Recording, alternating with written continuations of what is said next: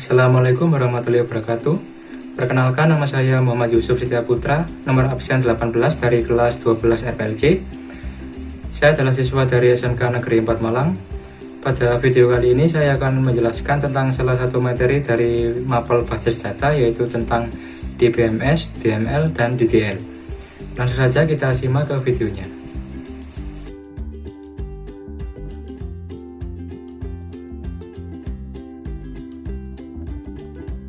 DBMS, DTL, dan DML.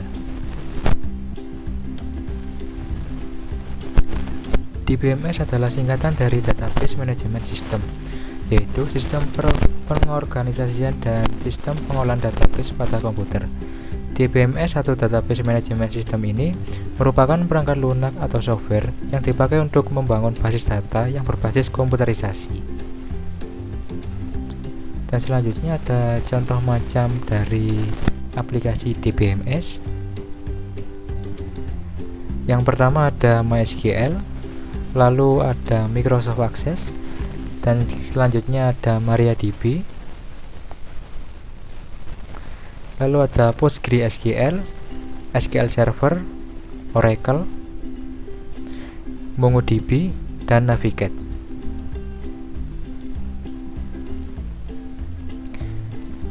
Dan untuk XM adalah sebuah paket perangkat lunak komputer yang sistem penamaannya diambil dari akronim kata Apache, MySQL itu yang dulu atau yang sekarang disebut MariaDB, PHP, Perl. Sementara itu imbuhan huruf X yang terdapat pada awal kata berasal dari istilah cross-platform sebagai simbol bahwa aplikasi ini bisa dijalankan di 4 sistem operasi yang berbeda, seperti pada Linux, Windows, macOS, dan juga Solaris. Lalu selanjutnya ada cara instalasi dari XM sendiri. Langkah yang pertama yaitu Anda harus menyiapkan file XM terlebih dahulu dengan cara mendownload lewat link berikut. Nanti link saya taruh di deskripsi. Pilih jenis file yang sesuai dengan sistem operasi Anda, Windows, Linux, atau OS, macOS. Lalu untuk langkah kedua yaitu jalankan file XM Windows x64 seperti berikut ini. Lalu akan muncul jendela baru yang terbuka sebagai indikasi dimulainya proses instalasi. Pada proses ini, Anda akan diminta untuk memilih bahasa Indonesia atau English. Pilih saja Indonesia, kemudian Next. Dan untuk langkah keempat, setelah klik Next tadi, Anda akan diminta untuk memilih komponen yang akan digunakan. Standar untuk server web berbasis CMS WordPress menggunakan MySQL, FileZilla, FTP Server, dan Apache. Sedangkan dari bahasa pemrograman bisa menceklis pilihan web PHP-Admin, PHP, dan Perl. Kemudian klik Next. Lalu selanjutnya untuk langkah kelima, pada tahap ini kita akan diminta untuk memilih lokasi file XM yang akan diinstal.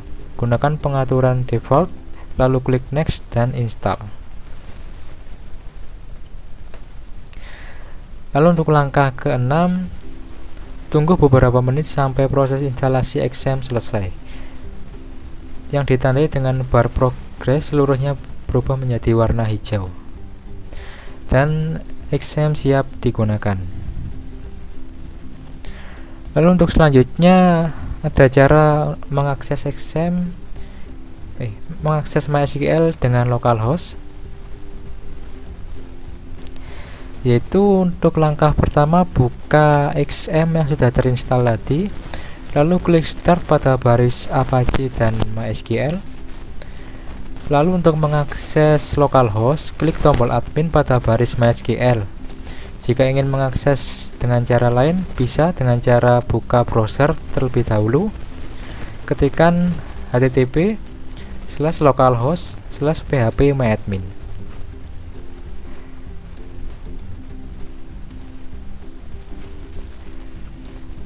Dan untuk selanjutnya ada cara akses MySQL dengan CMD.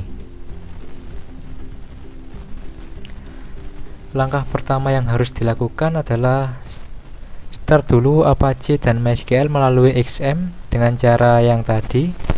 Lalu selanjutnya buka command prompt dan berikan perintah cd c/xm/mysql/bin.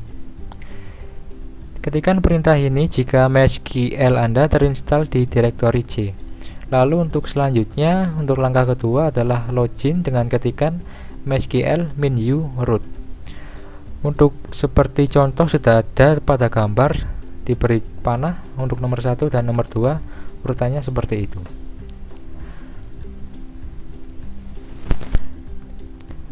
Lalu untuk selanjutnya ada sintaks SQL.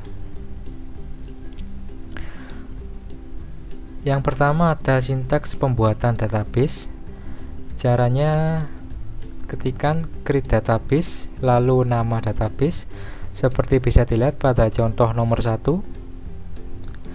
Lalu untuk nomor 2 ada akses database. Caranya dengan mengetikkan use spasi nama database.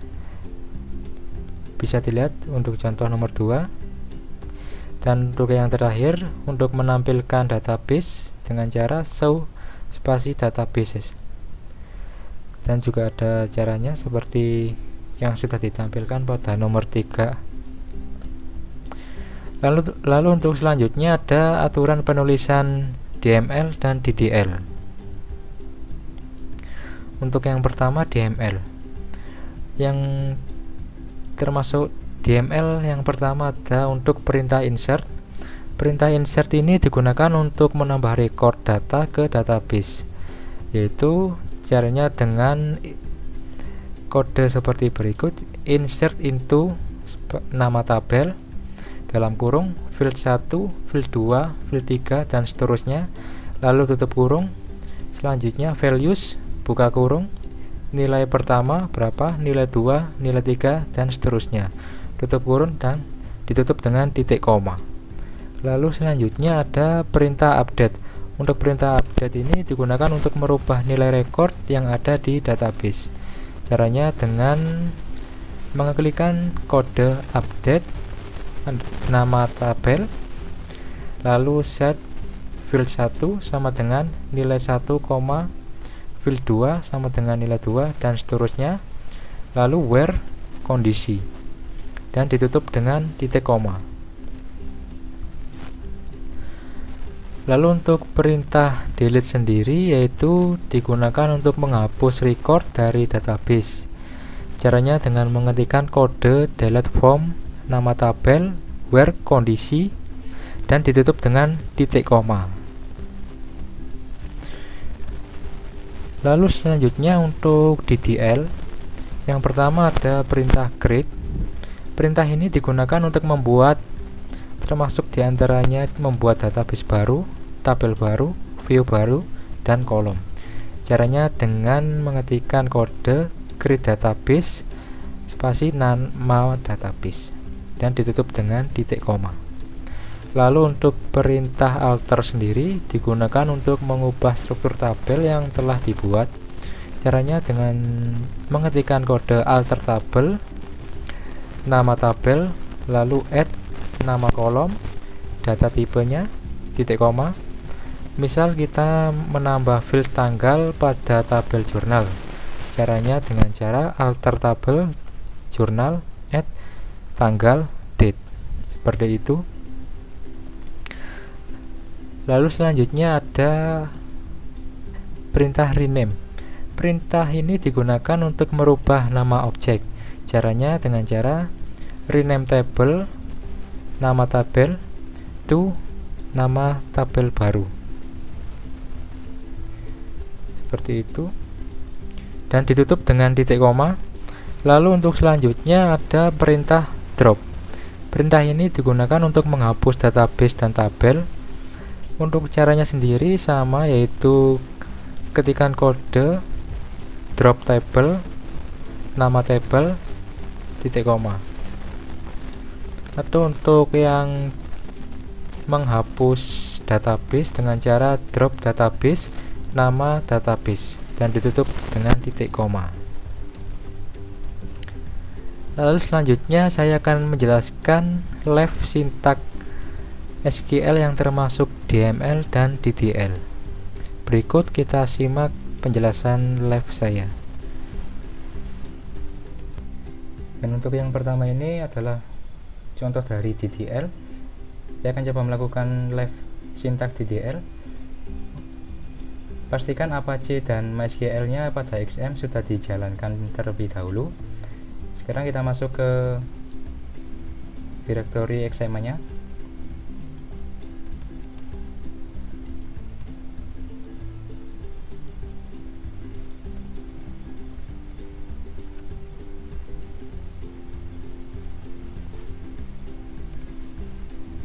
Lalu langkah selanjutnya adalah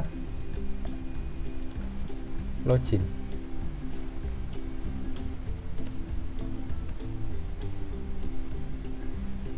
Berhasil. Sekarang kita coba perintah create database. Caranya seperti berikut.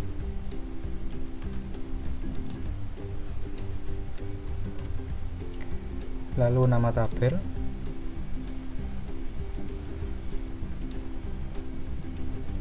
diakhiri dengan titik koma. Berhasil. Sekarang kita coba lihat apakah database-nya sudah berhasil ditambahkan. Caranya dengan mengklik show database.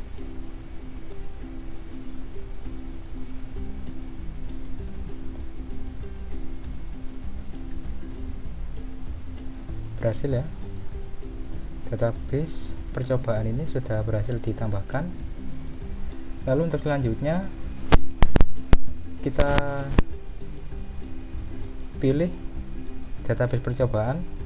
Caranya dengan mengetik use percobaan. Ini koma. Sudah berhasil.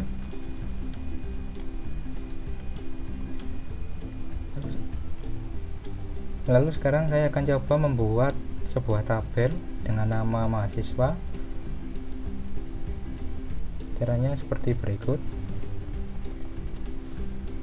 Create table, lalu nama tabel, lalu buka kurung. Di dalam kurung kita isi field yang ada di dalam tabel tersebut. Misalkan NIK, lalu tipe datanya apa, misalkan saya pakai chart. Kita pakai integer, lalu panjangnya berapa, misalkan 11, not null. Lalu untuk NIK ini kita gunakan sebagai primary key. Caranya kita ketik primary key. Lalu untuk field selanjutnya nama, kita klik saja nama, lalu tipe datanya apa, misalkan varchar, dan untuk panjangnya berapa, misal 50, tutup kurung, titik koma. Berhasil. Kita coba lihat apakah sudah berhasil.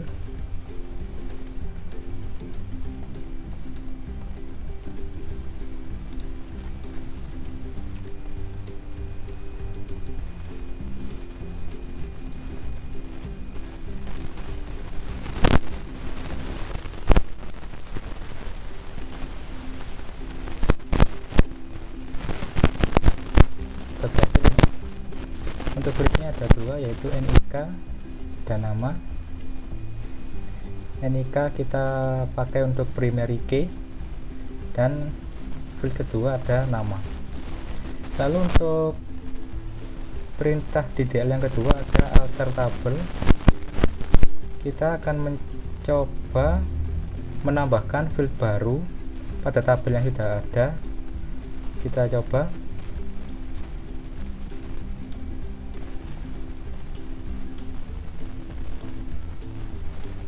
Alter tabel, nama tabel mahasiswa, lalu add, Misalkan saya tambahkan jurusan, lalu tipe datanya varchar, panjangnya misal 30, titik koma. Berhasil. Kita coba lihat lagi.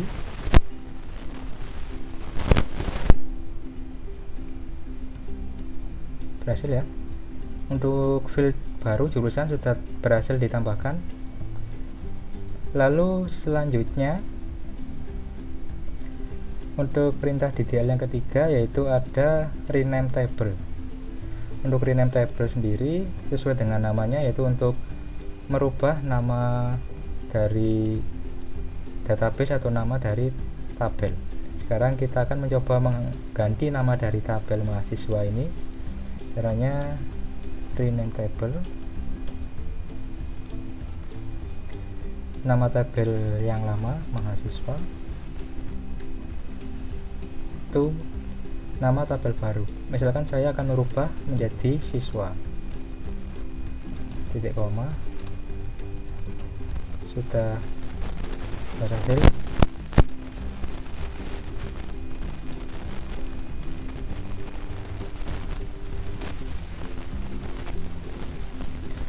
Jadi tabel mahasiswa telah berubah nama menjadi tabel siswa.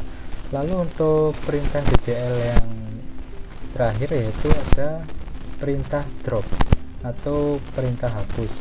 Sekarang saya akan mencoba menghapus tabel siswa ini. Caranya drop, lalu tabel, nama tabel siswa, titik koma, query. Oke, maka perintah ini sudah berhasil. Lalu lanjut ke perintah yang termasuk ke dalam DML. Yang pertama ada perintah insert. Kita pakai database yang sama saja. Saya akan mencoba menambahkan lagi database yang baru. Saya akan buat database baru.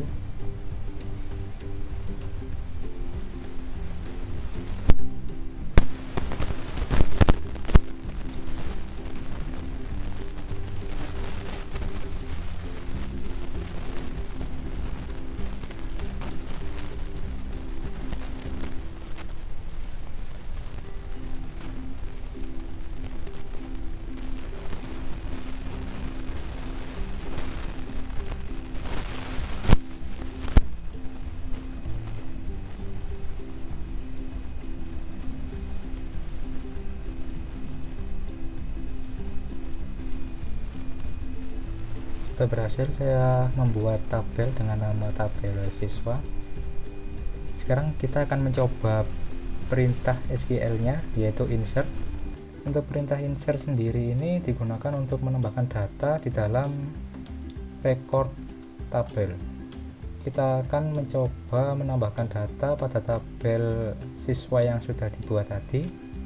Caranya insert into nama tabel siswa, lalu values, buka kurung. Untuk field ke-1 tadi kan NIS, kita isikan NIS nya misal begini, koma, dan field kedua tadi nama, kita isi namanya misalkan Doni, tutup kurung, titik koma. Berhasil ditambahkan. Kita akan mencoba melihat apakah data sudah berhasil ditambahkan.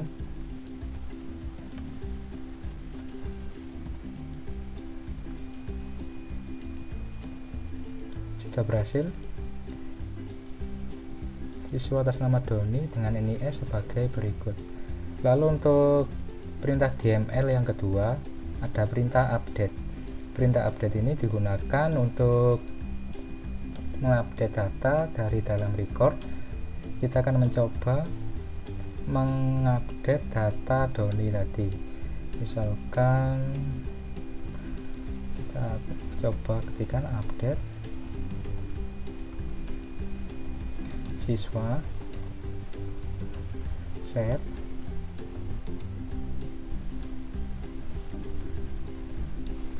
kita akan mencoba mengupdate NIS nya NIS sama dengan 1111 where nama sama dengan Doni titik koma berhasil diubah. Kita akan coba lihat apakah berhasil diubah.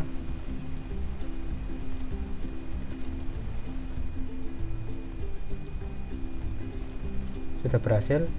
NIS atas nama Doni sudah berubah seperti berikut. Lalu untuk perintah DML yang terakhir yaitu ada perintah delete. Untuk perintah delete ini fungsinya untuk mendelete record dari dalam tabel. Sekarang kita akan mencoba menghapus nama record Doni ini. Kita coba delete from siswa where nama sama dengan titik Doni titik koma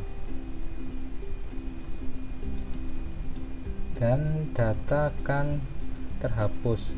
Kalau kita coba lihat